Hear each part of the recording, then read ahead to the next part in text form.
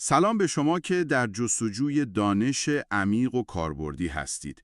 امروز میخوایم بریم سراغ یه منبع مشخص، یعنی کتاب هوش مصنوعی با پاور بی آی نوشته مری جو دایپوین. هدفمون اینه که ببینیم چطور هوش مصنوعی که خب شاید یکم پیچیده به نظر بیاد توی ابزاری مثل پاور بی آی واقعاً قابل استفاده شده و چطور شما میتونید از قابلیتاش برای تحلیل داده هاتون بهره ببرید. دقیقاً همینطوره. ببینید این کتاب تمرکزش روی کاربرانی هست که با پاور بی آی کار میکنن. اما میخوان بدون اینکه لزوماً متخصص علوم داده باشن از قدرت هوش مصنوعی توی این ابزار استفاده کنن. قراره یه نگاهی بندازیم به مفاهیم کلیدی مثل خود هوش مصنوعی یا AI، یادگیری ماشین یا ML و یادگیری عمیق یا DL و ببینیم پاور بی آی چطوری اینها رو در عمل به کار میگیره. بسیار خوب. پس بیایید از پایه شروع کنیم. هوش مصنوعی دقیقاً یعنی چی؟ کتاب به تعریف کلاسیک جان مککارتی اشاره میکنه. علم و مهندسی ساخت ماشین‌های هوشمند. اما جالبه که میگه تعریف هوشمندی خودش در طول زمان عوض شده. مثلا ماشین حساب‌ها کارهای پیچیده‌ای میکنن، ولی ما الان بهشون نمیگیم هوش مصنوعی. پس این مرز کجاست دقیقاً؟ نکته خیلی خوبیه. ببینید AI یه مفهوم خیلی گسترده است. مثل یه چتر میمونه. یکی از مهمترین زیرشاخه‌هاش یادگیری ماشین یا ML هست. توی ML به جای اینکه ما بیایم قوانین رو دقیقاً به ماشین بگیم، مدل‌ها خودشون الگوها رو مستقیماً از حجم زیادی داده یاد میگیرن. فرمول سادهش میشه داده پلاس الگوریتم ایکوال مدل. این روش برای داده‌های ساختار یافته مثلا جدول اکسل یا دیتابیس عالیه. آها، داده به اضافه الگوریتم مساوی مدل و کتابم تاکید میکنه که کیفیت داده چقدر مهمه، درسته؟ همون بحث ورودی بیکیفیت، خروجی بیکیفیت. دقیقاً فصل 3 کتاب خیلی خوب روی این تأکید میکنه. garbage in, garbage out. یعنی اگه داده های شما ناقص باشن یا مثلا سوگیری داشته باشن، مدلی که توی پاور بی آی میسازید ممکنه کاملا نتایج اشتباه بده. این خیلی حیاتیه. خب این برای داده های ساختار یافته. تکلیف داده های پیچیده تر چی میشه؟ مثلا عکس ها، متن ها. اونجا یادگیری عمیق میاد وسط؟ بله دقیقاً. یادگیری عمیق یا DL خودش زیر مجموعه ای از ML محسوب میشه. از شبکه‌های عصبی مصنوعی استفاده میکنه که ساختارشون یه جورایی از مغز انسان الهام گرفته شده. کارش اینه که الگوهای خیلی خیلی پیچیده رو توی داده‌های بدون ساختار پیدا کنه. مثالهاش میشه بینایی کامپیوتر که باهاش عکس‌ها رو تحلیل میکنن یا پردازش زبان طبیعی یا NLP که برای فهمیدن متن به کار میره. البته این روش‌ها معمولاً به قدرت پردازشی بیشتری نیاز دارن، مثلا GPU-های قوی. خیلی جالب شد. پس پاور بی آی به شما اجازه میده که هم از مدل‌های آماده ای آی استفاده کنید، هم مدل‌های سفارشی خودتون رو بهش وصل کنید. یعنی هر دو حالت ممکنه. بله دقیقاً هر دوتاش.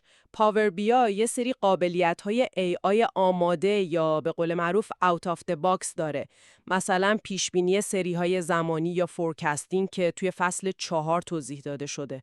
یا مثلا تشخیص ناهنجاری anomaly detection که فصل 5 بهش پرداخته. و حتی قابلیت پرسش و پاسخ به زبان طبیعی یا Q&A که اونم توی فصل 6 اومده. اینا یعنی قابلیت‌هایی که خود پاور بی آی مستقیما ارائه میده. حالا اگه فرض کنیم تیم علم داده ما یه مدل خاصی رو با ابزارهای دیگه مثلا پایتون یا اژور ام ال ساخته باشن، چی؟ اونم امکان پذیره. پاور بی آی امکان ادغام با مدل‌های خارجی رو هم فراهم میکنه.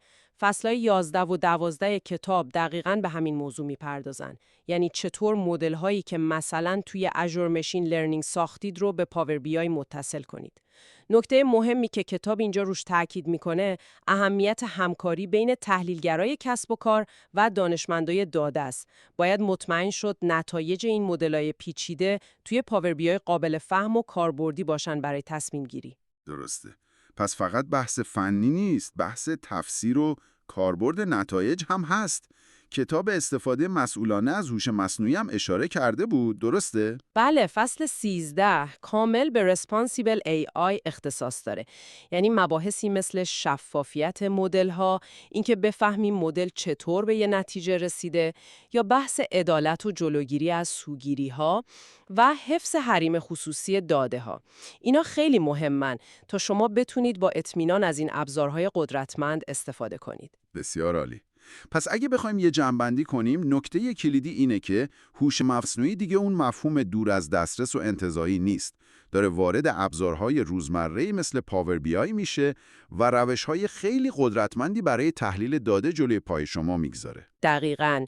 و اینکه درک مفاهیم پایه مثل تفاوت AI، ML و DL و از اون مهمتر اهمیت حیاتی داده‌های با کیفیت به شما کمک میکنه تا از این ابزارها به بهترین شکل ممکن استفاده کنید.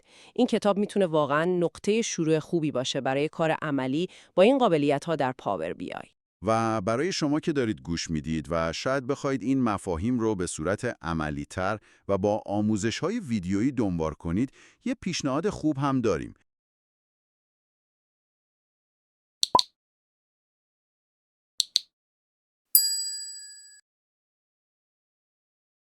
کانال یوتیوب امیر هنرمند یکی از منابع خیلی خوب فارسیه که محتوای با کیفیتی تو حوزه ابزارهای هوش تجاری مثل همین پاور بی آی و همینطور هوش مصنوعی تولید میکنه. پیشنهاد میکنم حتما کانالش رو پیدا کنید و سابسکرایب کنید. آموزشاشون واقعا کاربردیه. بله، حتماً.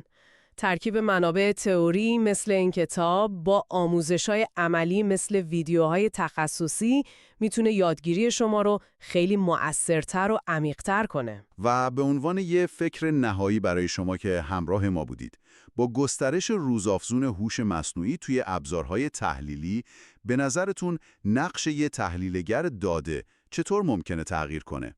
حتی اگه خودتون مستقیما مدل‌های AI رو نمی‌سازید، چه مهارت‌های جدیدی فکر می‌کنید ضروری میشن تا بتونید تو این فضا موفق باشید؟ این سوالیه که ارزش فکر کردن داره.